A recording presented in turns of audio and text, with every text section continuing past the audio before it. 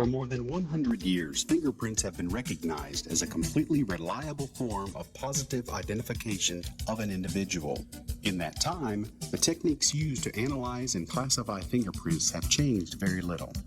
With the arrival of the computer age, the immediacy of fingerprint usefulness has been dramatically impacted. This is due to accelerated methods of submission, storage, retrieval, and comparison of fingerprint data. Computers can search through millions of fingerprints in minutes to find possible matches with a newly submitted print. In the past, with a 10-print card, this process could take days and many work hours. Fingerprints are currently acquired by 4 means: inked impressions, inkless impressions made with chemicals,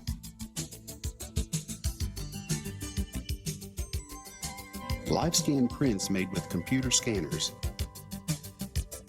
and latent prints, which generally result from the deposit of body oils on items touched by the unidentified person.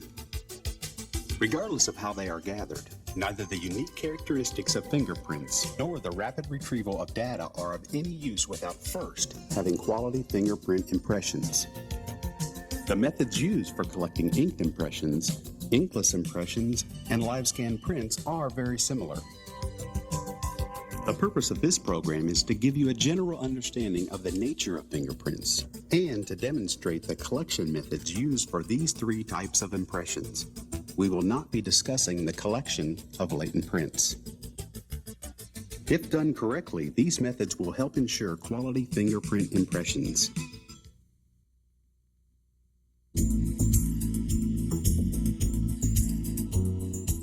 Fingerprints are the result of minute ridges and valleys found on the hands of every person. In the fingers and thumbs, these ridges form patterns of arches, loops, and whorls. In a loop pattern, the ridges enter from either side, recurve and pass out, or tend to pass out the same side they entered. In whorl patterns, the ridges are usually circular. And in an arch pattern, the ridges enter from one side, make a rise in the center, and exit generally on the opposite side. Each of the 3 fingerprint patterns have focal points, which are used for classification of the fingerprint. In a loop pattern, there are 2 focal points: the core, or the center of the loop, and the delta. The delta is the area of the pattern where there is a triangulation, or a dividing of the ridges. The delta and the area between the delta and the core must be completely and clearly recorded. A whorl pattern will have 2 or more deltas. For a whorl pattern to be classified, the print must clearly record all deltas and the areas between them. The arch pattern has no delta or core, but it too must be clearly recorded so that its individual characteristics can be readily distinguished.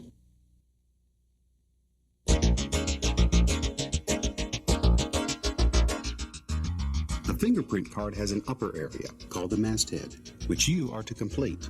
It includes personal identifying information such as the person's date of birth, height, weight, and eye color. This information must be provided. Leaving out personal information may result in the card being returned to you. The person being fingerprinted should sign the card, and you as the technician should sign and date it within the designated boxes. In traditional paper fingerprint card submissions, the signatures must be present. There may be exceptions in live scan. A fingerprint technician should require a positive form of identification. Something with a photograph is preferable. The lower portion of the card includes areas for rolled impressions and plain impressions. Rolled impressions are recorded individually in a normal upright position, centered in the appropriate spaces, starting with the right hand. The designations of thumb, index, middle, ring, and little fingers are indicated in the spaces.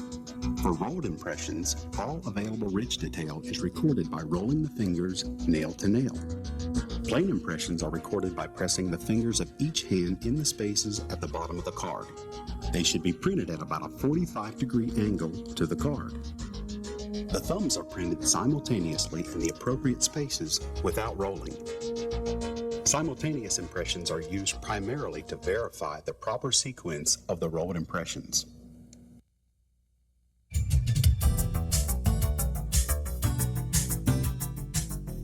When using the inked method, only printer's ink is acceptable in taking fingerprints. All others are too light and do not dry quickly enough. Using the right amount of ink is of vital importance. Too little ink and the impression will be too light. Too much ink and the fine details run together, making the print useless.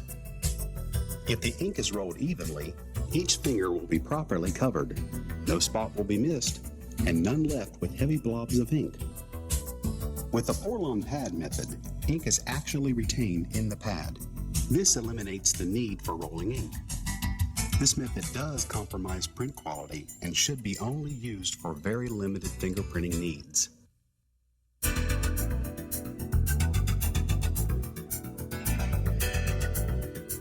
Fingers to be printed must be thoroughly dry, clean, and free of all grease and dirt. If they are moist, the ink will not adhere to the fingers.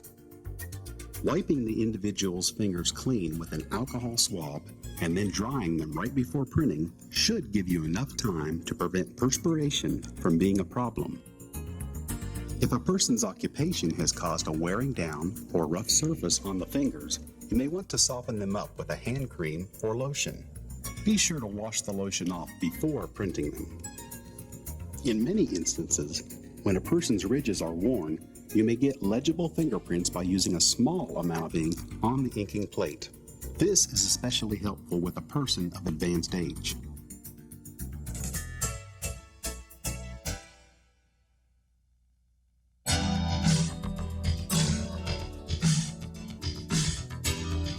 To begin printing, take the person's right hand at the base of the thumb. You will guide their thumb with your thumb and index finger. When fingerprinting, you need to take advantage of natural wrist movement, starting with the hand placed in a slightly strained position and rotating it to a more natural position will finish the print where their hand can be more easily pulled up and away. This will help you to avoid making smudges or blurring the print. In the case of the thumb, the wrist will rotate so the thumb moves toward their body.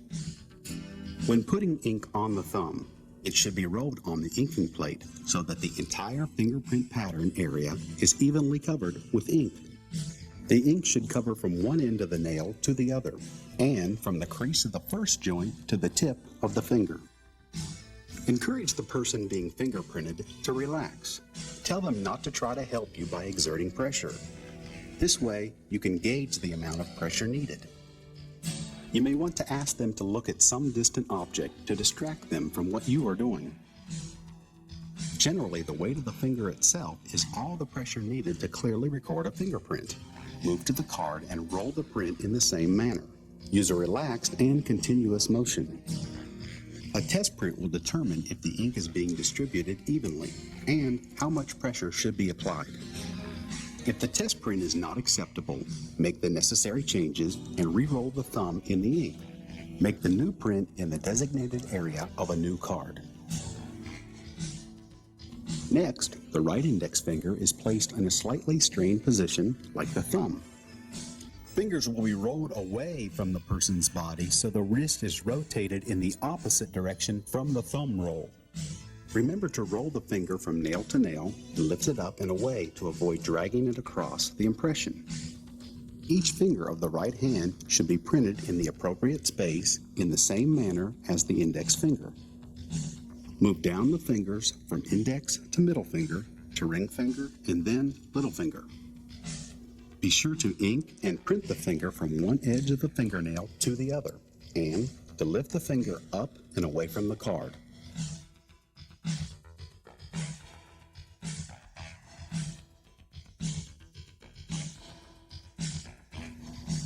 After completing with the right hand, repeat the process with the left hand. You will not need to add more ink to the plate, but since you should never roll two fingers in the same area, you may have to re-roll the existing ink. Begin on the next line of the card with the thumb of the left hand, and again, work your way from finger to finger. Remember to use a relaxed, continuous motion.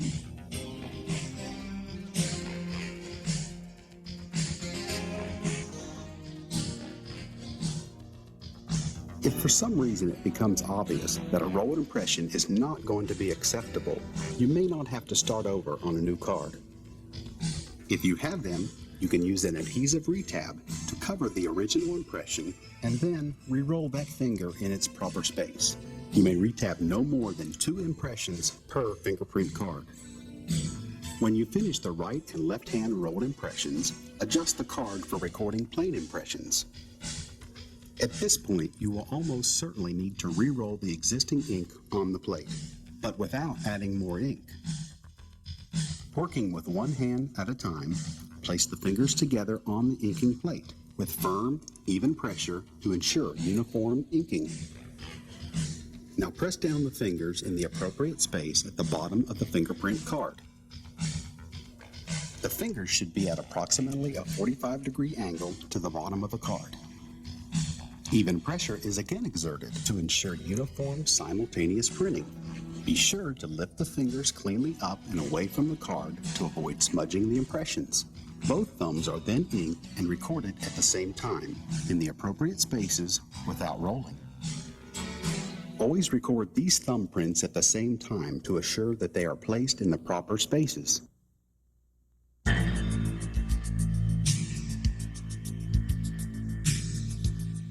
Pretty big bandage there. Occasionally, you may encounter a person whose hand is temporarily unfit for printing. This may be due to a condition such as severe cuts, blistering, or burns. The injured finger should not be printed until the injury has healed. However, until that finger is printed, the card is unacceptable for submission and classification. It's going to be impossible for us to fingerprint that one finger, and without getting all 10 fingers fingerprinted, we're going to have you to come back when that finger is healed, since it was a pretty deep cut and it just happened recently. Trained fingerprint examiners are taught how to distinguish between permanent scars and temporary injuries. If you encounter an obvious permanent scar, go ahead and complete the printing process. If the person you are fingerprinting has lost only the tip of one or more fingers, you will print the remaining portion of the finger and make a notation in the appropriate block. The notation must indicate A.M.P. for amputated, not just missing. If the finger has been amputated past the crease of the first knuckle, do not print the stub. Write A.M.P. in the appropriate space. If the person was born missing a finger or fingers, the notation in the block must say missing at birth or M.A.B. Some people cannot be readily fingerprinted due to a long-term medical condition affecting their fingers. If this is the case, you may have to use specialized equipment, including a fingerprinting spoon and spatula. To print a finger using the spoon, you will use one of the adhesive retabs shown earlier that was used for correcting errors. After placing the retab into the spoon, roll a thin layer of ink onto the spatula. Now roll the spatula around the surface of the finger to be printed. When you take the print, it is not necessary to roll the finger, because the curved shape of the spoon will ensure that the retab contacts all necessary ridge surfaces.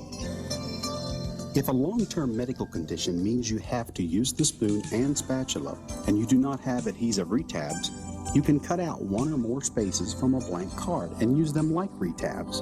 You can feed the cutout card through the spoon, printing the fingers in proper order. Affix the newly acquired prints over the appropriate spaces on the card.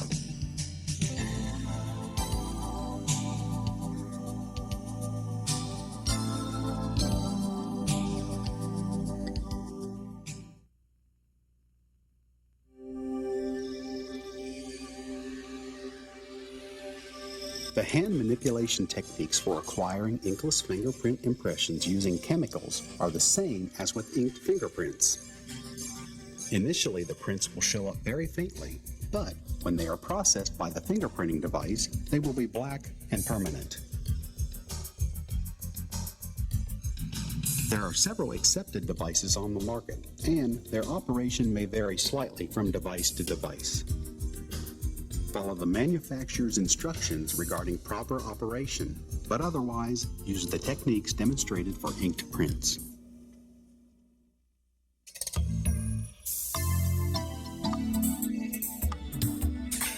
The latest method of acquiring fingerprint impressions is the use of a live scan device and computers. This method does not require ink or chemicals and affords you the ability to preview the impressions and delete unacceptable prints. Like inkless prints, the hand manipulation techniques for live scan prints are generally the same as with ink prints, and the prints are made in the same order. Also, like inkless prints, live scan devices vary, so be sure to follow the manufacturer's directions. Beginning in 1999, when integrated into a fingerprint card submission network, the live scan method will also allow for automated, paperless submission of 10 prints. This will greatly decrease the amount of time necessary for processing. Eventually, nearly all 10 print submissions will be made in a paperless environment. No matter how the prints are acquired, by live scan, inkless, or inked, the prints are only useful if they are properly recorded. Your careful attention to proper techniques and conscientious efforts to acquire quality impressions will assure that the 10 print cards you submit are quickly and efficiently processed.